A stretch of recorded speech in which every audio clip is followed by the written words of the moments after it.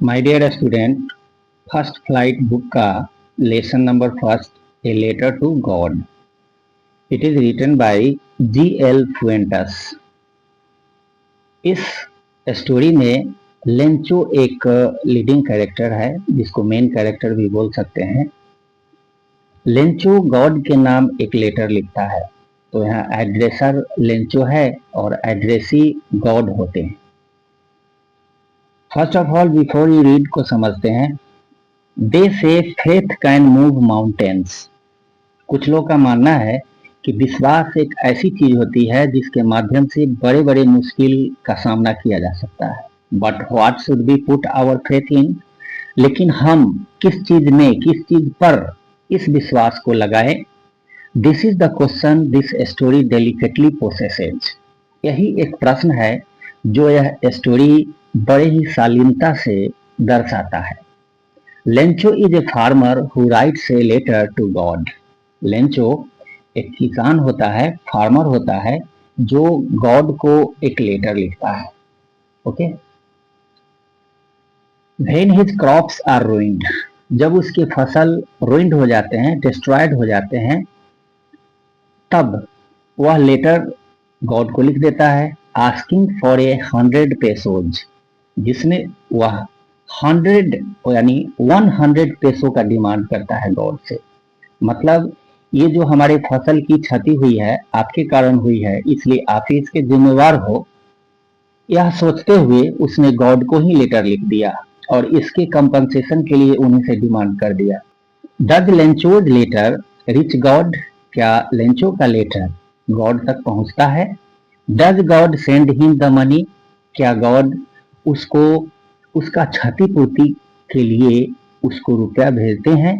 चलिए स्टोरी के माध्यम से पता करते हैं। The house, the only one in the entire village. ये लेंचो का हाउस बताया जा रहा है, जो कि पूरे वैली में इकलौता घर होता है। Sat on the crest of a low hill. जो हिल होते हैं उसके जो ये लोअर पॉइंट है, इसके ऊपर जो अपर पॉइंट होते हैं, इसी पर इसका घर बना हुआ है। From this height one could see the river and the field of ripe corn dotted with the flowers that always promised a good harvest. इस हाइट से किसी भी व्यक्ति को रिवर दिखाई देता था और राइप कॉर्न के फील्ड, मतलब कॉर्न मीन्स यहाँ मक्के की खेती से यहाँ इंडिकेशन है, और उसमें जो फूल लगे हुए थे, सारे चीज लहलहाते हुए दिखाई दे रहे थे और गुड हार्वेस्टिंग के संकेत दे रहे थे। लगता है यहाँ की मिट्टी बड़ी उपजाऊ है, इसलिए संकेत गुड हार्वेस्टिंग का दिखाया जा रहा है। The only thing the earth needed was a downpour. Earth को एक ही चीज की जरूरत थी और वह डाउनपोर और एटलीस्ट ए शावर, या तो हेवी रेन या नहीं तो हल्की फुल्की बारिश से भी काम चल जाता।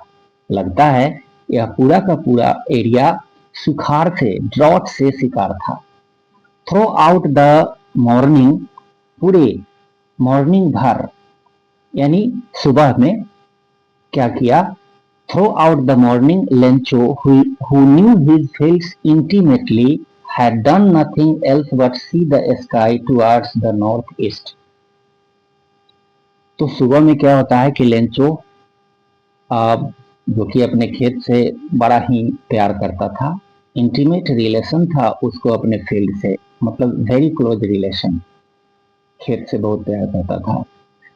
तो वह सुबह में कुछ भी नहीं किया था, केवल स्काई की तरफ, वो भी नॉर्थ ईस्ट साइड में स्काई की तरफ ही देखे जा रहा था, बारिश की प्रतीक्षा कर रहा था। नाउ वी आर रियलिंग going to get some water woman. Woman बोलता है, मतलब अपने वाइफ को कहता है कि वो ओमैन, लगता है वास्तव में अब हम लोगों को कुछ वाटर मिलेंगे, मतलब बारिश होगी। The woman who was preparing super replied, yes God willing. जो महिला, जो उसकी पत्नी थी, जो कि इवनिंग टाइम में सुपर प्रिपेयर कर रही थी डिनर के लिए, वो जवाब दे दी, गॉड विलिंग, जैसी ईश्वर की इच्छा the older boys they are working in the field. उस समय जो बड़े वाले बच्चे थे फील्ड में वर्क कर रहे थे, खेत में काम कर रहे थे। while the smaller ones they are playing near the house। और जो छोटे छोटे बच्चे थे वो क्या कर रहे थे, घर के नजदीक ही आसपास खेल रहे थे। until the woman called to them all। जब खाना का टाइम आ गया तो वो वोमेन मतलब बच्चों की मदर कॉल लगाती है, आवाज देती है, कम फॉर डिनर, चलो चलो डिनर का टाइम हो गया, अब डिनर कर लो। It was during the meal. अब मील का टाइम हो गया। Just as Lencho had predicted. जैसा कि लेंचो का अनुमान था, जैसा उसने अनुमान लगाया था। Big drops of rain began to fall. अब बारिश के मोटे मोटे बूंद गिरने शुरू हो गए। In the northeast, huge mountains of clouds could be seen approaching। अब स्काई में नॉर्थ ईस्ट साइड से बड़े बड़े बादल पहाड़ के समान अप्रोच कर रहे थे, मतलब नजदीक आ रहे थे। The air was fresh and sweet. पूरा air fresh fresh air feel हो रहा था और उसमें से स्वीटनेस आ रहा था। जब किसी प्यासी धरती पर जब बारिश की बूंद गिरने शुरू हो जाते हैं तो उससे एक मधुर सुगंध आती है। The man went out for no other reason that to have the pleasure of feeling the rain on his body. The man मतलब ये लेंचो को इंडिकेट कर रहा है कि लेंचो बाहर निकल गया। बाहर निकलने का दूसरा कोई कारण नहीं था, उसके बाहर निकलने का एक ही कारण था कि वह अपने बॉडी पर बारिश की बूंदों को फील करना चाहता था। And when he return he exclaimed. जब वह वापस आया तो उसने बड़े सरप्राइज होकर के बोला, these art rain drops falling from the sky. ये जो रेन ड्रॉप्स जो स्काई से जो गिर रहे हैं ये रेन ड्रॉप्स नहीं है, दे आर न्यू कॉइन्स। ये तो नए नए कॉइन्स हैं, ये सिक्के हैं, ये मनी है। The big drops are 10 cent pieces.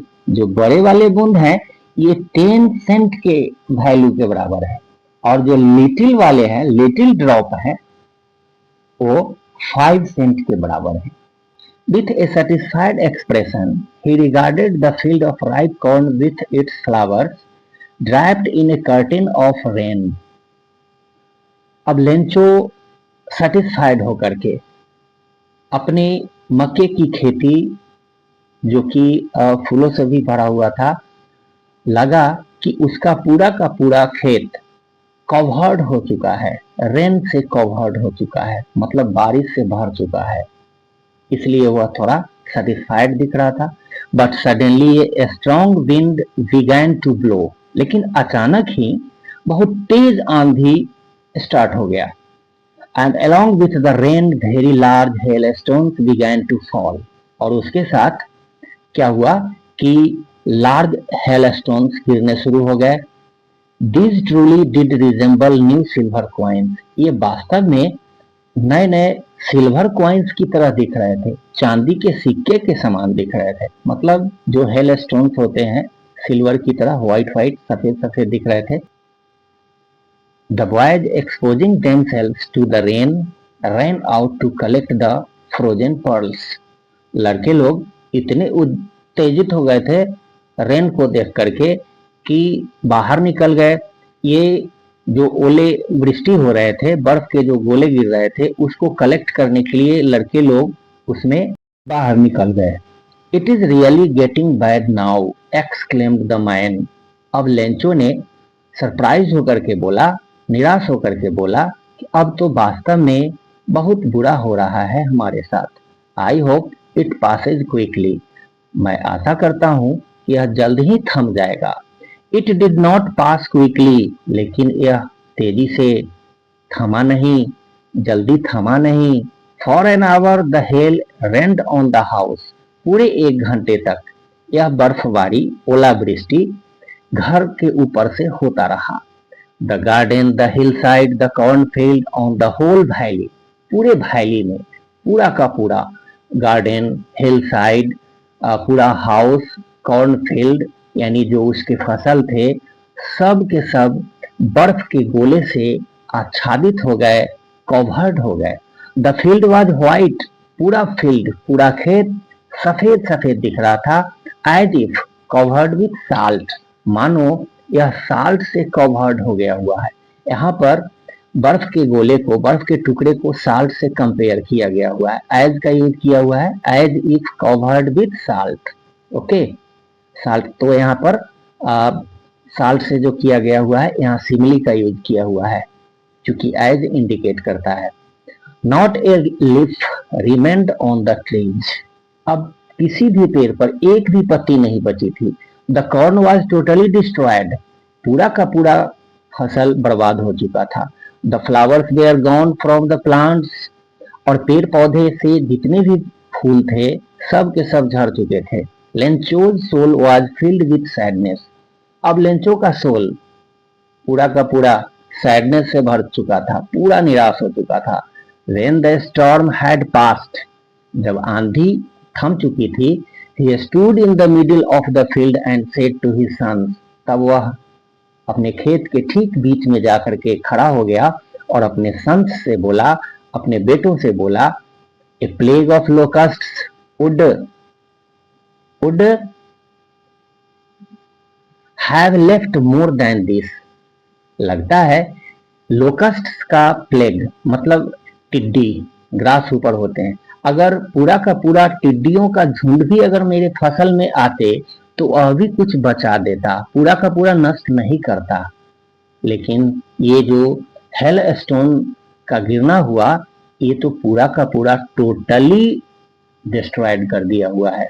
The hell has left nothing, इस हेल ने किसी भी चीज को तनिक भी नहीं छोड़ा है। This year we will have no corn, अब इस वर्ष तो हम लोगों के पास खाने के लिए कोई कॉर्न नहीं होंगे। That night was a sorrowful one, अब वह जो रात थी उसके लिए बड़ा ही सॉरोफुल रहा। All our work for nothing, मतलब हमारे सारे किए पर पानी फिर गया। There is no one who can help us, अब कोई भी नहीं है जो हमारी सहायता कर सके।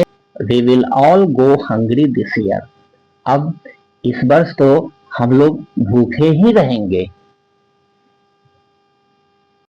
But in the hearts of all who lived in that solitary house in the middle of the valley, उस वैली के मिडिल में जो सोलिटरी हाउस था, इकलौता घर था, उस घर में रहने वाले जितने भी लोग थे सबके दिलों में एक ही एक आशा की किरण बच गई थी, वह था help from God.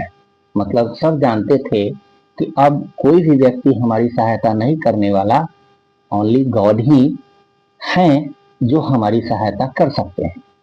Don't be so upset even though this seems like a total loss, अब लेंचो की वाइफ कहती है कि इतना अपसेट मत होइए, जबकि कि हम लोगों का टोटल लॉस हो गया हुआ है। Remember no one dies of hunger, याद रखिए कि कोई भी भूख से मरता नहीं। That's what they say, no one dies of hunger, जैसा कि लोग कहते हैं कि कोई भी व्यक्ति भूख से मरता नहीं। All through the night Lencho thought only of his one hope, पूरे रात भर अब लेंचो केवल एक ही होप के ऊपर मंथन करता रहा, सोचता रहा, द हेल्प ऑफ गॉड, कि एक ईश्वर ही है जो हमारी सहायता कर सकते हैं। Whose eyes as he had been instructed see everything what is deep in one's conscience, ईश्वर की आंखें सब कुछ देख रही हुई होती है, यहाँ तक कि किसी व्यक्ति के मन में क्या राइट और रॉन्ग चल रहा है वे भी ईश्वर जानते हैं। Lencho was an ox of a man, Lencho ox की तरह लेबोरियस पर्सन था, मतलब यहाँ मैन को ऑक्स से कंपेयर किया हुआ है। ऐसे भी मैन ऑक्स की तरह होते हैं, दिन भर ऑक्स की तरह लेबर करना और शाम को थके हारे आना और फिर रेस्ट करना। Working like an animal in the fields, तो लेंचो ऑक्स की तरह अपने खेतों में जानवर की तरह काम करता था, but still he knew how to write, फिर भी इतना मेहनती होने के बावजूद भी वह लिखना जानता था। मतलब कि जो व्यक्ति लिखना जानेगा वो पढ़ना भी जानेगा। कह सकते हैं Lencho was educated person. The following Sunday at daybreak he began to write a letter which he himself would carry to town and place in the mail. अब उस संडे को जैसे ही डे ब्रेक हुआ, मतलब सुबह हुई, उसने गॉड के नाम एक लेटर लिखा जिसको खुद ही लेकर के टाउन की तरफ चला गया और मेल में प्लेस करने के लिए चला गया, डाक में डालने के लिए गया। It was nothing less than a letter to God. यह और कुछ नहीं, बस सिर्फ लेटर टू गॉड था, मतलब ईश्वर के नाम का पत्र। गॉड ही रोट, उसने उस लेटर में लिखा था, God if you don't help me my family and I will go hungry this year. ओ गॉड, यदि आप मेरी सहायता नहीं करते हैं तो मेरे फैमिली मेंबर्स और मैं सब लोग भूख से मर जाएंगे। दिस ईयर मतलब इस वर्ष की फसल आपने बर्बाद कर दिया है, तो इस वर्ष हम लोग क्या खाएंगे? हम लोग तो भूख से ही ना मरेंगे। I need 100 pesos in order to sow my field again and to live until the crop comes. मुझे 100 पेसो की जरूरत है, वो आप देंगे क्योंकि आपके कारण बर्बाद हुआ है, ताकि मैं अगले फसल के लिए पूंजी लगा सकूं और जब अगला फसल आएगा तो हम लोग अच्छे से खा पी सकेंगे। Because the hail storm dot dot dot, क्योंकि आपके हेल स्टॉर्म ने डॉट डॉट डॉट कर दिया है, मतलब टोटली डिस्ट्रॉयड कर दिया है। He wrote to God on the envelope. अब इनवेलप पर उसने एड्रेस के तौर पर टू गॉड लिखा था। पुट द लेटर इनसाइड, अब लेटर को इनवेलप के इनसाइड पार्ट में रखा। स्टिल ट्रबल्ड, चूंकि वह ट्रबल्ड भी था। वेंट टू टाउन, अब शहर को चला गया। At the post office he placed a stamp on the letter and dropped it into the mail box.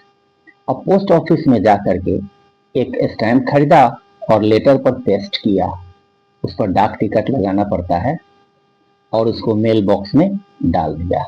One of the employees who was a postman, अब वहां का एक एम्प्लॉय था, कर्मचारी, जो कि पोस्टमैन था, डाकिया था, जो पत्र को फील्ड में ले जाकर के डिस्ट्रीब्यूट करते हैं।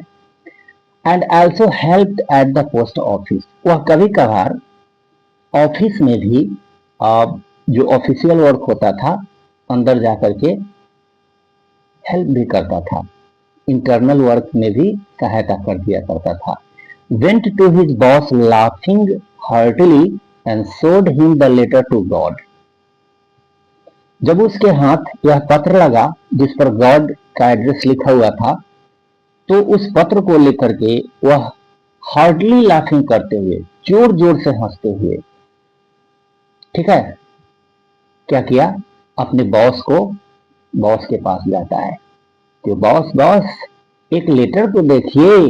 अरे कैसा लेटर है? गॉड के नाम का लेटर है। Never in his career as a postman had he known that address. अपने नौकरी के पूरे करियर में उसने ऐसा एड्रेस नहीं देखा था। The postmaster a fat amiable fellow, जो पोस्ट मास्टर थे, डाक बाबू जिनको बोलते हैं, head of the post office, वे मोटे ताजे और फ्रेंडली थे। एमिएबल मीन्स फ्रेंडली, मिलनसार, सामाजिक थे। ऑल्सो ब्रोक आउट लाफिंग, वे भी जोर जोर से हंसने लगे। But almost immediately he turn serious, लेकिन अचानक ही वे सीरियस हो गए, मतलब हंसना बंद कर दिए। And typing the later on his desk, और डेस्क पर जो लेटर रखा हुआ था उसको टाइपिंग किए, मतलब उस पर हाथ से पटके। कमेंटेड, और बोले, क्या बोले? व्हाट फेथ, कैसा विश्वास इस आदमी का है जो गॉड को लेटर लिख दिया। I wish I had the faith of the man who wrote this letter. मेरी इच्छा होती है कि मेरा भी विश्वास इस मैन की तरह होता जिसने बड़े विश्वास के साथ गॉड के नाम लेटर ही लिख दिया, starting up a correspondence with God, और ईश्वर से पत्राचार कर दिया। So in order not to shake the writer's faith in God, क्योंकि जो पोस्टमास्टर साहब थे वो लेंचो के जो विश्वास गॉड पर था, ताकि चूंकि उसका विश्वास गॉड पर से न हिले, the postmaster came up with an idea. अब पोस्टमास्टर साहब के दिमाग में एक आइडिया आया, आंसर द लेटर, चलो इसका आंसर करते हैं, इसका जवाब हम दे देते हैं। बट व्हेन ही ओपेंड, लेकिन जैसे ही वे उस इन्वेलप को ओपन किए, it was evident that to answer it he needed something more than goodwill, ink and paper. जब लेटर को खोला गया तो उसमें सब कुछ क्लियर लिखा हुआ था, उसमें तो कुछ चीज की जरूरत थी, केवल गुडविल देने, इंक और पेपर खर्च करने से काम नहीं चलने वाला था, कुछ देना था। But he stuck to his resolution. लेकिन पोस्टमास्टर साहब, डाक बाबू साहब, जो मन में ठान लिया था उस पर अडिग रहे। He asked for money from his employees. वे अपने सारे एम्प्लॉइज से मनी डिमांड किए कि आप सब मिलकर थोड़ा थोड़ा चंदा दीजिए। He himself gave part of his salary. वे भी अपने सैलरी से कुछ पार्ट निकाले, कलेक्ट किए। And several friends of his were obliged to give something for an act of charity. इस चैरिटी वाले वर्क में उनके जितने भी दोस्त लोग थे, सब लोग ऑब्लाइज हुए, सब लोग देने का मन बना लिया, और सब लोग मिल करके एक अमाउंट इकट्ठा किया गया। It was impossible for him to gather together the 100 pesos. अब उनके लिए, पोस्टमास्टर साहब के लिए असंभव था पूरे 100 पेसोज इकट्ठा करना, क्योंकि उस समय बहुत मोटी रकम हुआ करता था, 100 peso. So he was able to send the farmer only a little more than half. इसलिए वे इतना तो जरूर कलेक्ट कर लिए जो कि उसके हाफ से थोड़ा ज्यादा था, लेकिन 100 कंप्लीट नहीं हो सका था। He put the money in an envelope. उन्होंने पूरे मनी को इन्वेलप में डाला, address to Lencho, and with it a letter containing only a single word as a signature God. अब पूरे मनी को इन्वेलप में डालने के बाद लेंचो का एड्रेस उस पर डाला गया, और सिग्नेचर के तौर पर जो एड्रेसर होते हैं अपना सिग्नेचर करते हैं, तो अपना सिग्नेचर नहीं देते हैं, गॉड लिख देते हैं।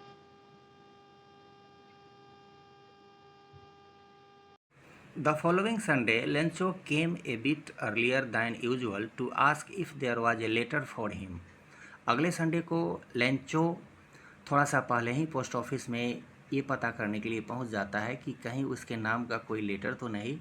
It was the postman himself who handed the letter to him. यह वही पोस्टमैन था जिन्होंने लेंचो को के हैंड में वो लेटर फिर से दिया।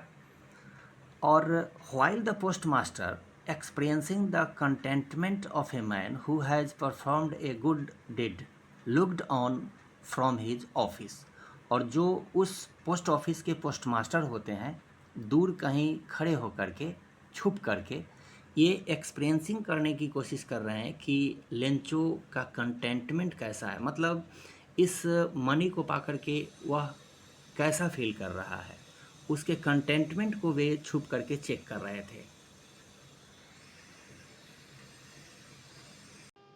Lencho showed not the slightest surprise on seeing the money। अब मनी को देख करके लेंचो थोड़ा भी सरप्राइज नहीं हुआ। लग रहा था कि गॉड लेंचो का कोई रिलेटिव थे, बराबर बातचीत होती रही होगी, ऐसा लग रहा था। हम लोगों को अगर ऐसा होता, हम लोगों के साथ होता, तो हम लोग तो सरप्राइज हो जाते। सच वाज हिज कॉन्फिडेंस। ऐसा था उसका कॉन्फिडेंस गॉड पर। मतलब कॉन्फिडेंस अगर हो तो लेंचो जैसा, एक सिनेमा में अमिताभ बच्चन कहते हैं कि मुझसे हो तो नथु लाल जी जैसे। तो ऐसा ही है इसमें कि कॉन्फिडेंस हो तो लेंचो जैसा। But he became angry when he counted the money. लेकिन जब वह मनी को काउंट किया तो थोड़ा सा एंग्री हो गया। God could not have made a mistake nor could he have denied Lencho what he had requested। अब उसने कहा कि गॉड हो सकता है गॉड से कोई मिस्टेक हुआ होगा या वे हमारे रिक्वेस्ट को डिनाई किए होंगे, मतलब रिजेक्ट किए होंगे, नहीं देना चाहते होंगे, कम दिए हैं। Immediately Lencho went up to the window to ask for paper and ink. अब काउंटर पर जाता है लेंचो, पेपर और इंक का डिमांड करता है। लगता है फिर से लेटर लिखेगा बाकी राशि के डिमांड करने के लिए। On the public writing table he started to write. अब पब्लिक राइटिंग टेबल पर बैठ करके वह लिखना फिर शुरू कर दिया। With much wrinkling of his brow. अब उसके ब्रो पर, भौं पर बहुत ज्यादा रिंकलिंग हो गया हुआ था। मतलब जब आप ज्यादा सरप्राइज होकर के, चिंता में पड़ के जब आप कोई चीज सोच रहे होते हैं तो ब्रो पर रिंकलिंग हो जाता है। Caused by the effort he had to make to express his ideas. अपने आइडियाज को जो है एक्सप्रेस कर रहा था लेटर में, उस क्रम में उसके आईब्रो पर रिंकलिंग आ गया हुआ था। When he finished, he went to the window to buy a stamp which he licked। जब लेटर राइटिंग फिनिश हो गया तो वह फिर से विंडो पर गया स्टैंप लेने के लिए, और उस स्टैंप को लिकिंग करता है, मतलब जीभ से चाटता है ताकि वह गीला हो जाए और इजिली फिक्स हो जाए। Then affixed to the envelope with a blow of his fist. और उस स्टैंप को इन्वेलप पर पेस्ट कर देता है और अपने फिस्ट मीन्स मुट्ठी से ब्लो करता है, मतलब मारता है ताकि अच्छी तरह चिपक जाए। The moment the letter fell into the mail box the postmaster went to open it. जिस समय लेटर मेल बॉक्स में डाला गया था उसके कुछ समय के बाद पोस्टमास्टर उसको निकलवाए ये पढ़ने के लिए कि अब की बार लेंको क्या लिखता है। इट सेड, लेटर में लिखा हुआ था, God of the money that I asked for. ओ गॉड, जिस रकम के लिए मैंने आपसे डिमांड किया था, ओनली 70 पैसोज रिच्ड मी। मेरे पास तो 70 पैसों ही पहुंचे हैं, मैंने तो 100 पैसों का डिमांड किया था। सेंड मी द रेस्ट, बचा हुआ पैसा जल्दी भेजिए। Since I need it very much, मुझे इसकी सख्त जरूरत है। बट, अब बट के बाद जो लिखता है ज्यादा कंट्रोवर्शियल है। But don't send it to me through the mail, लेकिन इसको मेल डाक के जरिए अब की बार न भेजिएगा। Because the post office employees are a bunch of crooks, क्योंकि पोस्ट ऑफिस के जो एम्प्लॉयज होते हैं, कर्मचारी होते हैं, वे एक नंबर के क्रूक्स होते हैं, चीटर्स होते हैं, धोखेबाज होते हैं। हो सकता है इसमें से निकाल लेते हो या निकाल लेंगे। नीचे सिग्नेचर करता है लेंचो। अब यहाँ थोड़ा ये ध्यान देना है कि जो पोस्ट मास्टर होते हैं इतने दयालु होते हैं और इतने मेहनत करके लोगों से कलेक्ट करके इस पुअर फार्मर को हेल्प करने की कोशिश करते हैं। इनका तो परफॉर्मेंस गुड है, लेकिन लेंचो क्या जानने गया। अब लेंचो का क्या फीलिंग है इनके प्रति वो आप जान चुके हैं। तो माय डियर स्टूडेंट्स, वीडियो अगर अच्छा लगा होगा तो लाइक एंड सब्सक्राइब करना न भूलेंगे। Thank you.